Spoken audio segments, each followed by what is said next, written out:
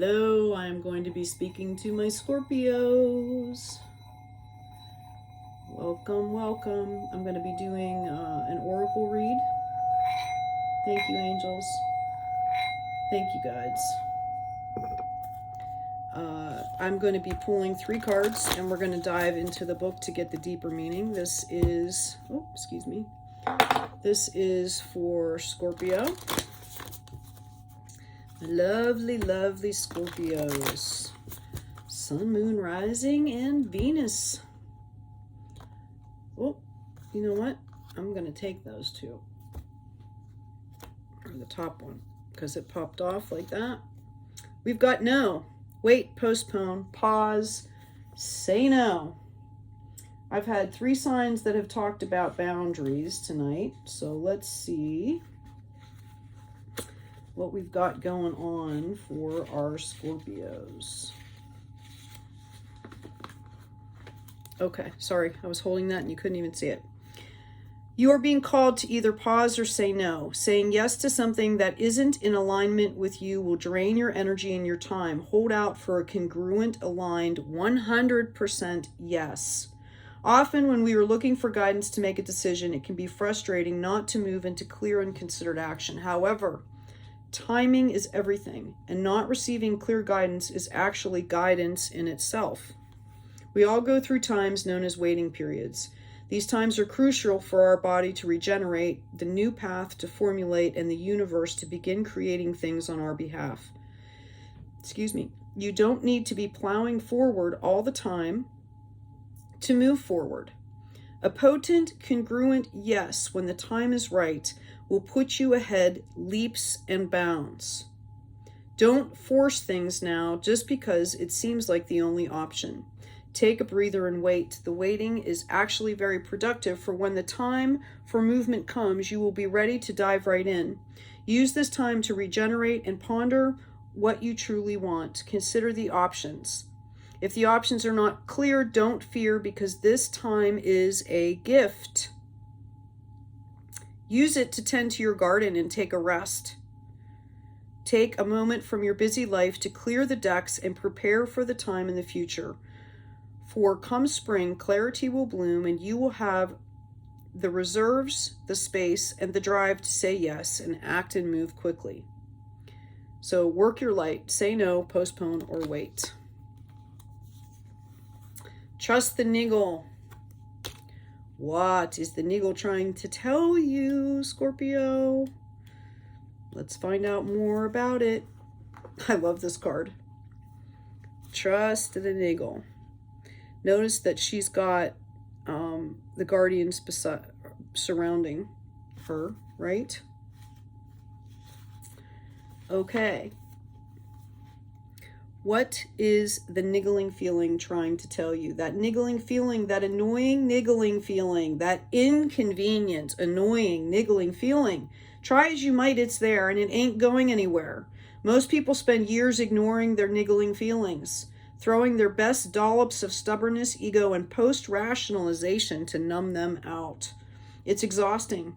And until you face the niggle, life just throws you more bait to awaken it. To draw your attention to the light within you that is bursting to come out. The niggle is an arrow pointing to what is standing in your way. The relationship, the conversation, the decision, the shift that needs to be made, the stone in your shoe. Often we feel the niggling feeling in our body first. Many people think that intuition is something from the higher realms, but in fact, it is the body that intuits first, working through our senses to deliver vibrational information. It just takes a moment every day to scan your body and receive the intuitive intelligence to act on it quickly. You're being called to face the niggle now. If you don't face it, the universe will throw something much bigger and more obvious in your path. And then you will likely regret that you didn't answer the niggle in the first place. I know it's scary, but you are safe. Answer the niggle now. Work your light inquiry. What is your niggling feeling trying to tell you? So we've got say no, wait, postpone. Take this time to find out what the niggling feeling is trying to tell you, would be my advice. The initiation. Okay, rite of passage, crossing, crossing a threshold. Where are we? Kedoke.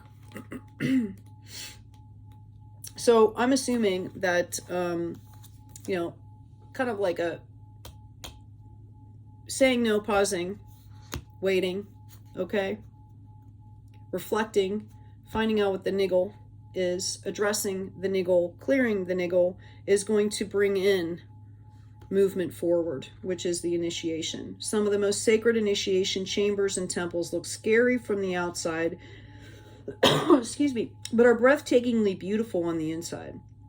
This represents the journey that the soul pilgrim is required to take to reach somewhere sacred, but only the initiated can enter. Perhaps that's where you are right now.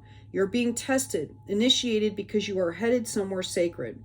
Initiations require that we cross the threshold from one world or state of being to the next.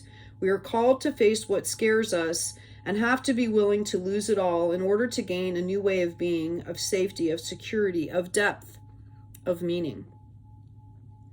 Initiations, like rite of passages, mark the shift from one age to the next and can take place because of emotional turmoil, great loss, grief, or devastation. But it's through the seeming hardship that our heart cracks open and our spirit is invested to step forward.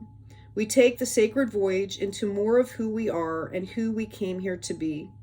It can be painful and scary, but once we begin the journey, we can be more ourselves than ever before. If you're in the middle of an initiation right now, you will get through it, and one day soon, you will bless the thing that broke you down and cracked you open, because the world needs you open. You're going somewhere sacred. It will be worth it, and you're closer than you think. Work your light action, rite of passage, cross the threshold. All right, Scorpio, let's see what I can get here. Okay, there are your cards.